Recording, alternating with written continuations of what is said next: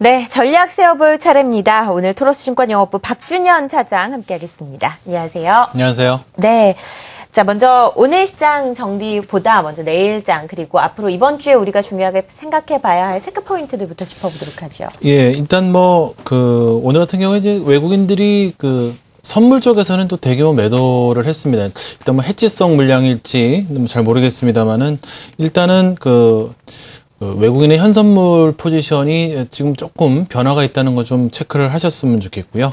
원 달러가 지금 상당히 또 강세를 보여주고 있습니다. 이런 부분들이 수출 비중이 높은 우리나라 같은 경우에는 다소간 외국인들의 투자 심리에는 좀 안 좋은 점을 미칠 수 있다는 거 좀 체크를 해주시고요. 일단 미국 의회가 이제 개원을 하죠. 시리아 문제라든지 부채 한도 상향 문제 이런 것들을 논의할 예정인데요. 일단 시장의 노이즈로 작용할 가능성을 좀 염두에 두시고요. 중국 경제 지표 일단 어제 첫 스타트 잘 끊었는데요. 신규 위안 대출이나 M2 증가율, 산업 생산, 소매 판매와 같은 중요한 지표들이 나오기 때문에 이런 지표들이 우리 증시에 추가적으로 업사이드를 가져올지 좀 지켜보도록 하겠습니다. 네, 우리 시장 외국인들의 지속적인 매수에 힘입어서 이제 1970선 중반까지 나오고 있는 상황입니다.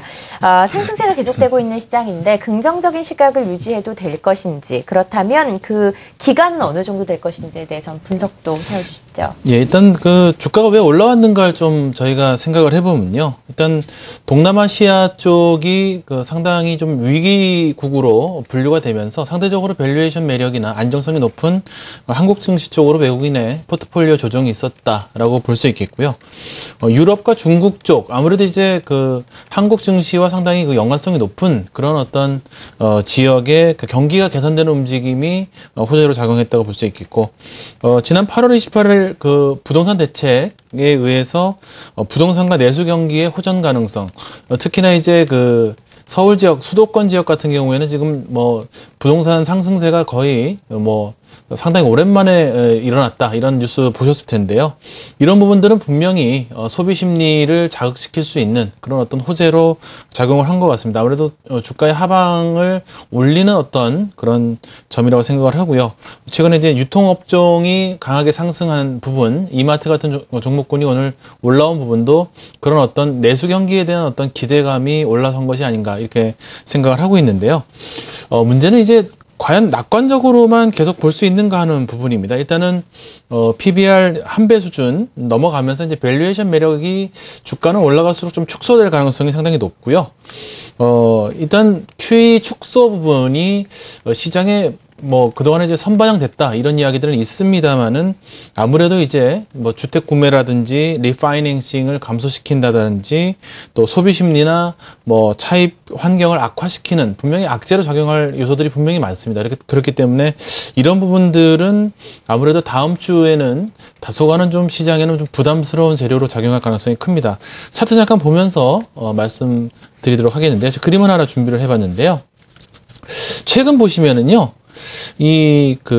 V코스피, 소위 코스피의 변동성을 나타내고 있는 지표인데요. 거의 지금 최저점 부근에서 지금 움직이고 있습니다.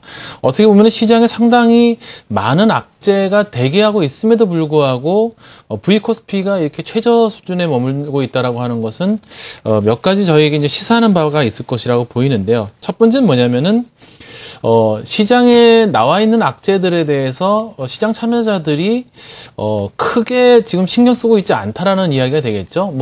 이제 소위 말해서 so what이 되는 거죠. 어떤 재료가 나와도 이제 나쁠 게 뭐가 있겠나라는 생각들. 그러니까 시리아 문제라든지 QE 축소라든지 혹은 여러 가지 문제들에 대해서 별거 있겠나? 이제 시장이 내려갈 수 있는 요소가 거의 없다라고 생각하고 있다라는 것을 간접적으로 좀 증명해 주는 부분인데요. 네. 문제는 그렇게 녹록치가 않다는 데 있는 거죠. 만약에 이제 추가적으로 지수가 이제 올라가기 위해서는 기업 이익이 증가한다라든지 혹은 변동성이 더 축소된다라든지 혹은 매크로 환경이 상당 부분 개선된다라든지 혹은 기업들이 가지고 있는 코스트 부분이 상당히 내려간다든지 하는 부분들이 이제 추가적으로 나와줘야 되는데요. 사실 그런 부분들이 개선되는 부분은 굉장히 시간이 걸리는 부분이겠죠. 그렇다면은 기대감으로 올라온 증시 같은 경우에는 아무래도 이 기대감이 빠진다라고 한다면은 이미 소위 악재가 선반영됐다고 하는 것은 기대감이 그만큼 크다는 이야기인데 기대감이 빠졌을 때 다소간 좀 대응책이 필요하지 않은가라고 좀 생각을 하고 있습니다. 그렇게 보는 이제 이유 중에 하나는요, 외국인의 순매수 동향을 잘 보시면은 2010년 이후에는요, 저점이 1,050원, 원달러 환율이 1,050원을 저점으로 해서 평균 1,089원에서 보통 반등하는 모습을 보여줬습니다. 지금 현재 원달러 환율이 1,080원대 지금 진입해 있기 때문에 외국인들의 포지션 잘 좀 지켜보셔야 될 것으로 보이고요. 최근에 특히 또 일본이 2020년 도쿄올림픽 개최한다는 뉴스, 오늘 뭐 보면은 이제 국내의 화학이나 철강, 기계 업종이 상당히 뭐 굿뉴스가 될 것이다 이렇게 얘기를 했습니다만은 외국인 투자자들의 입장에서 봤을 때는 일본과 한국 증시를 동등하게 놓고 비교했을 때 어느 쪽에 더 매력을 느낄 것인가를 좀 저희가 고민한다면은 아무래도 일본 증시를 롱플레이 그리고 한국 증시를 숏플레이할 가능성도 상당히 좀 높아지고 있다. 결국은 이제 수급 측면이나 혹은 밸류에이션 측면에서 다소간 좀 부담이 있기 때문에 지금 오히려 이렇게 시장의 변동성이 상당히 줄고 또 어떻게 보면 시장이 상당히 낙관적인 상황에서는 어떤 뉴스가 나오든 악재로 작용할 가능성이 상당히 크다라는 점을 봤을 때는 다소간 추가 상승 시에는 현금 비중을 역시 늘려주는 쪽으로 말씀을 드릴 수밖에 없겠고요. 1880포인트에서 1980포인트 일단 박스권 염두에 두고 있는데요. 지금 현재 분위기를 봐서는 2000 넘어갈 가능성도 있습니다.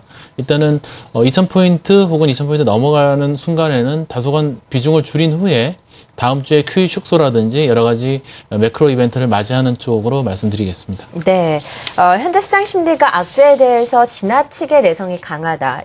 라고 말씀하셨습니다. 이런 부분에서 좀 부담이 될 가능성이 높고요. 우리 시장도 현재 1970선까지 올라와 있는 상황에서 현금 비중을 조금 더 늘리는 것이 더 맞는 전략이다라고 말씀하셨습니다. 포트폴리오 관련돼서 업종과 종목에 대한 제시를 해주신다면 어떻게 할 수 있을까요? 예, 일단은 지난주 내내 시장이 좋았기 때문에 저희가 제시해드렸던 종목군들이 거의 다 올라갔죠. 삼성물산을 비롯해서 LG화학 혹은 삼원강제 오늘 상당히 급등하는 모습 보여줬고요. 금호석유까지 전반적으로 조금 포트폴리오 교체가 필요한 것으로 보여서요.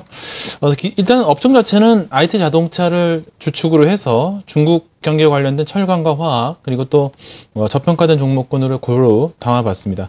IT 자동차에서는 SK 하이닉스, LG 디스플레이, 대덕전자 선정을 했고요. 철강화학 업종에서는 최근에 2분기 어닝 서프라이즈 거둔 휴비스, 하나케미칼, 현대제철을 선정했습니다.